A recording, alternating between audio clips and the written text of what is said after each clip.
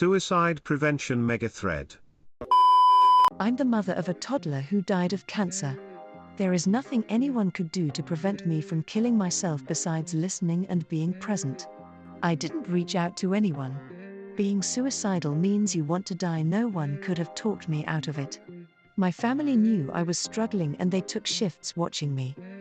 They bought me my favorite foods, watched RuPaul's Drag Race with me for weeks, seriously.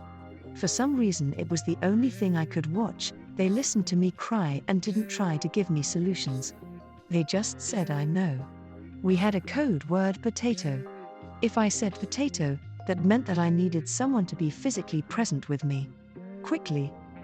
There was always a plan for the next day. Tomorrow we're going to have lunch at that Mexican place. Okay.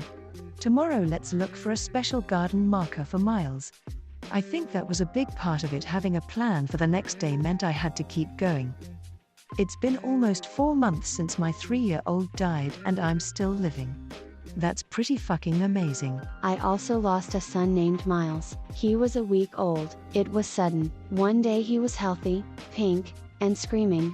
The next he was blue and going into cardiac arrest. He would be turning 10 this July 2nd. My only show I can watch was the awful dating show Next on MTV. The night he died, my husband, boyfriend at the time, and I sat in a hotel room, because we couldn't possibly go home and face his stuff, and played a cooperative board game all night long. We took breaks to cry and scream, and then kept playing. That stupid game kept me alive, I'm sure of it. I also had to always have a plan for tomorrow, even if it was just what I was going to have for breakfast. There were days that I would cry so hard I thought the crying alone would kill me. I had to force myself to stop, certain I was about to literally die of a broken heart. I'm so sorry for your loss. 4 months is still so fresh. I'm nearly a decade out, and some days I still can't believe I'm a member of this shitty club. Understand that the grief may come in waves, close together and fierce at first, and then slowing down, giving some time and space before the next one pummels you. Make sure your support people are still around in case you need to call out potato again,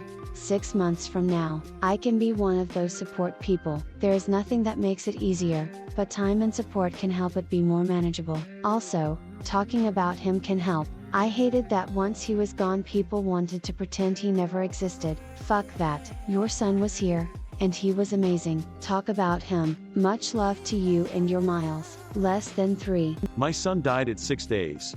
I experienced the same avoidance of his existence from a lot of people, and it is really painful.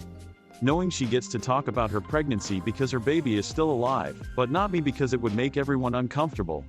It's a terrible thing. A person from my past reaching out to me, even for 5 minutes, does exceptionally more for my mental well-being than seeing 10,000 Redditors spam the numbers for different suicide prevention hotlines. Please reach out to the people in your life. You can keep it as light as you want. We're social creatures, and even limited interaction goes a very long way. I came here to say this. Thinking of your friend from high school? Send them a Facebook message and let them know they're on your mind. Hear about an old colleague that got a promotion or new job? Send them a text and say congratulations. Looking through your photos or videos from forever ago? Send one to that old friend with some well wishes. I've had a moment like this when I was in my darkest place, and it really was a ray of light. I just want you to know that because of this particular comment, I reached out to my best friend from grade school that I haven't talked to in years, and now we're getting together next Saturday. I love the internet. I'm glad you had that experience. I tried this a few months ago with my best friend from college. She changed a lot and told me she was not interested in renewing our friendship. It hurt so bad. I've learned that friendship can be fleeting, and that isn't necessarily a negative. You were there for each other in college, and that's what you both needed at the time. People's lives change so much as they grow up, and sometimes people change along with them. I ran into a friend from high school the other day, someone who was once in my tight circle of good friends.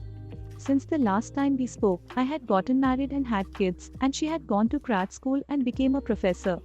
It was nice to see her again, but I don't think either of us expected to rekindle our friendship. Don't be too saddened by your friend not wanting to catch up. The more important thing is to try to be a good friend to the people in your life right now. My brother committed suicide when I was 8. He was 15. My dad has been abusive, but my brother suffered the most from him. He was my hero. I looked up to him and wanted to be like him. He'd take the fall for me when I did something that would cause my dad to punish me. I remember that morning vividly. I got back from school the previous day and went to go hang out with him in his room, but his door was locked. I kept coming back, but he wouldn't answer the door. My parents weren't worried because my brother usually kept to himself like that. When it was time for bed, I told my dad to see if he could get the door open, and he told me not to bother my brother again. After my brother didn't come down for breakfast, my father broke his door and we found him hanging from the ceiling. I wish I didn't see that. I screamed the entire time and wouldn't let go of his hand. It felt cold and my mother had to peel me away. He left a suicide note and a handwritten will. He left me his favorite book, I Miss You, Jeff. Edit. Thank you so much everyone for the love. Edit 2. My dad kept repeating, "Why, Jeffrey? Why?" and tried to get him down from the fan. I was screaming, "Please, Jeff," and pulling his hand, and when my mom couldn't separate our hands, she pulled me away. She was crying so hard. I remember kicking my legs in the air and screaming, "You should have opened his door for me." Edit 3. The book is Animal Farm by George Orwell. I always carry it with me now. Whenever he'd read it to me, I'd make fun of how the big words sounded funny and we'd laugh. There wasn't much in his will. He left me the book and his Game Boy. He left my mom his wristwatch. My dad didn't get anything in the will. Edit 4. Wow, I woke up to a ton of supportive messages and so much love. Thank you for all your kind words. I've never spoken about the details before, and I pray this helps someone who is struggling. To all the Jeffs, I know it's hard, but please be strong. You don't want to have your family calling your name and you not answering. It's the most painful thing ever. For years I had nightmares of trying to save him, but each time I'd get there too late. In his note he said he was really sorry and didn't mean to hurt any of us, but he just couldn't bear the pain anymore. He said he hoped it would make my dad stop being disappointed in him and called me his best bud in the world. He told my mom he loved her and hoped she'd find the courage he didn't have. Thanks to all the Gold X4. I am very sorry for your loss. Rest in peace, Jeff. This is so raw and makes me glad I didn't kill myself so my parents and sister didn't find my body. Edit. Oh wow, thank you so much to everyone who reached out and messaged me. Made me smile, and I did not mean to hijack this guy's comment. All of this support is really nice. Thanks for letting me share my story. I'm really glad you didn't too, friend. I am too. I was in that place due to PTSD from my sexual assault, medical trauma, almost died, and my sister's gang rape. I was in that hole/dark place for 11 years. It took a long time to heal, but now I have a GF who I plan on marrying. We've been together for over 9 months. I'm working my dream job in technology and actually taking back my physical health. I still have bad days, but I'm so much more secure in myself, and most importantly now have peace of mind. No one in no life situation will ever take that away from me again.